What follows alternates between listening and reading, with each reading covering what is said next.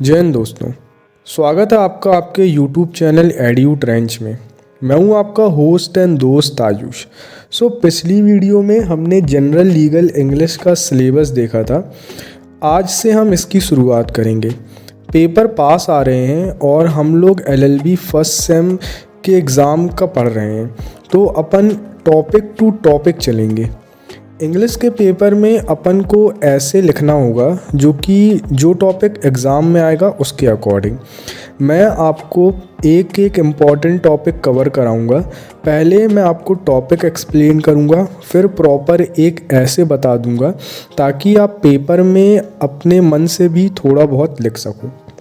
आज का टॉपिक है फंडामेंटल ड्यूटीज़, जिसको हिंदी में मूल कर्तव्य भी कहते हैं। हम हमेशा केवल अपने अधिकारों की बात करते हैं, उनकी मांग करते हैं और कभी कभी उनके लिए आंदोलन भी करते हैं, बट हम अपने ड्यूटीज़ के प्रति कोई इंटरेस्ट नहीं दिखाते हैं। जैसे अपना फंडामेंटल राइट होते हैं, वैसे ही कुछ फंडामेंटल ड्यूटीज़ होती हैं जो हर इंडियन सिटीज़न को फॉलो करनी चाहिए। अब चलो दोस्तों, थोड़ा हिस्ट्री समझ लेते हैं। फंडामेंटल ड्यूटीज़ हमारे कॉन्स्टिट्यूशन में ओरिजिनली नहीं थी। जब कॉन्स्टिट्यूशन 1950 में बना, उस टाइम डॉक्टर भीमराव अंबेडकर और उनकी टीम ने मेनली फंडामेंटल राइट और डायरेक्टिव प्रिंसिपल पर फोकस किया था, क्योंकि तब प्रायोरिटी लोगों को फ्रीडम और इक्वालिटी देना था। लेकिन जैसे जैसे टाइम बढ़ता गया, गवर्नमेंट ने देखा कि लोगों को राइट्स पता है पर वे ड्यूटीज़ भूल जाते हैं। इसलिए 1975 से 76 की इमरजेंसी पीरियड के बाद एक कमेटी बनाई गई जिसका नाम था स्वरण सिंह कमेटी, जिसके हेड डॉक्टर सरदार स्वरण सिंह थे। इस कमेटी ने रिकमेंड किया कि कॉन्स्टिट्यूशन में एक ऐसी लिस्ट होना चाहिए जो सिटीजन को याद दिलाए कि उनका देश के प्रति कुछ फ़र्ज है।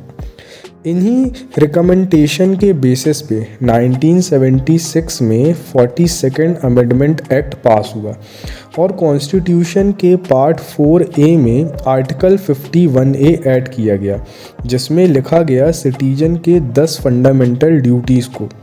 फिर 2002 में एक और अमेंडमेंट आया, 86th अमेंडमेंट एक्ट, जिसमें एक 11th ड्यूटी ऐड हुई।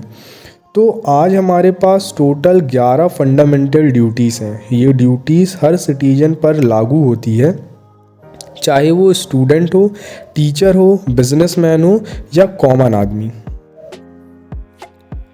चलो एक एक करके 11 ड्यूटीज़ को इजी वे में समझते हैं। पहला है कॉन्स्टिट्यूशन, नेशनल फ्लैग और नेशनल एंथम की रिस्पेक्ट करना। दूसरा है फ्रीडम स्ट्रगल के आइडियल्स को याद रखना। तीसरा है देश की यूनिटी, इंटीग्रिटी और सोवरेनिटी को प्रोटेक्ट करना। चौथा है देश के सभी लोगों के बीच में ब्रदरहुड और हार्मनी प्रमोट करना। पांचवा है हमारे कल्चरल हेरिटेज को प्रिजर्व करना। छठवा है देश की रक्षा करना और ज़रूरत पड़ने पे नेशनल सर्विस देना। सातवां है एनवायरनमेंट, फॉरेस्ट, रिवर और वाइल्ड लाइफ की रक्षा करना। आठवां है साइंटिफिक टेम्पर, ह्यूमैनिज्म और रिफॉर्म स्पिरिट डेवलप करना। नौवां है पब्लिक प्रॉपर्टी को प्रोटेक्ट करना और वायलेंस अवॉइड करना। 10वां है अपने काम में एक्सीलेंस के लिए स्ट्रिव करना। 11वां है जो कि 82nd अमेंडमेंट एक्ट के थ्रू ऐड हुआ था, 6 से 14 साल के बच्चों को एजुकेशन दिलवाना। अब सवाल ये उठता है, जब पनिशमेंट ही नहीं है तो इन ड्यूटीज़ का मतलब क्या है? तो भाई इनका पर्पस ये है कि हम रिस्पॉन्सिबल सिटीजन बने। ये हमें याद दिलाता है कि देश सिर्फ गवर्नमेंट नहीं चलाती, बल्कि हर एक सिटीजन का कंट्रीब्यूशन भी ज़रूरी है। जैसे अगर हम एनवायरनमेंट का ध्यान रखते हैं, नेशनल सिंबल की रिस्पेक्ट करते हैं और अपने काम में ऑनेस्टी दिखाएंगे, तो ऑटोमेटिकली देश प्रोग्रेस करता है।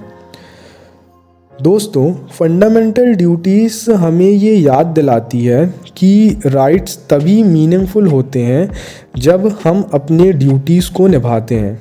अगर हर इंडियन अपनी ड्यूटीज़ को सीरियसली ले तो हमारा देश सिर्फ पावरफुल नहीं बल्कि पीसफुल और प्रोग्रेसिव भी बनेगा।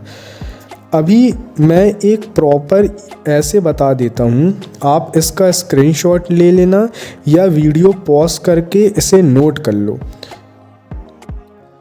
तो ये था फंडामेंटल ड्यूटीज़ पे एक वीडियो। आशा करता हूँ आपको समझ में आया होगा। So be a proud Indian and follow your fundamental duties. And अभी एक ड्यूटी आप और निभा सकते हैं। कैसे? वीडियो को लाइक कीजिए, चैनल को सब्सक्राइब करके बेल आइकन पे क्लिक कर दीजिए ताकि नेक्स्ट पार्ट मिस ना हो जाए।